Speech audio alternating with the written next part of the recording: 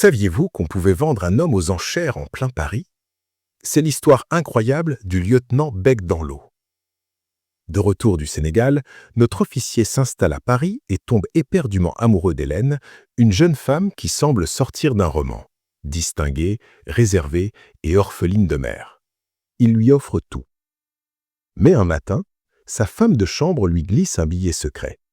La vérité est brutale. Dès que le lieutenant a le dos tourné, Hélène reçoit un gigolo. Lorsque le mari rentre à l'improviste, l'amant se glisse dans un immense bahut Henri II qui sert de coffre à bois. Hélène donne alors un tour de clé, range la clé dans sa poche, et le tour est joué. L'amant est caché, ni vu ni connu. Au lieu de faire un scandale, le lieutenant prépare une vengeance de génie. Un après-midi, il rentre plus tôt que prévu. Comme à son habitude, sa femme cache l'amant dans le coffre à bois. Mais le lieutenant envoie Hélène lui acheter une cravate à l'autre bout de la ville. Dès qu'elle s'en va, il appelle un commissionnaire, fait charger le lourd bahut, avec l'amant toujours à l'intérieur, et fonce à l'hôtel Drouot. Là-bas, il fait insérer le meuble dans une vente immédiate. Un acheteur auvergnat l'acquiert pour 250 francs.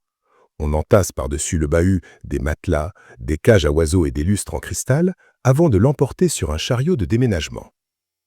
À l'intérieur, le gigolo devait s'époumoner comme un beau diable, mais les parois épaisses du meuble étouffaient ses cris. Le lieutenant, lui, n'a jamais cherché à savoir si on lui avait rendu sa liberté. Quant à Hélène, elle a quitté l'appartement sans jamais oser réclamer son meuble ou son amant. Morale de l'histoire, faites attention à ce qui se cache dans vos meubles anciens. Abonnez-vous pour plus de contes absurdes, drôles ou émouvants.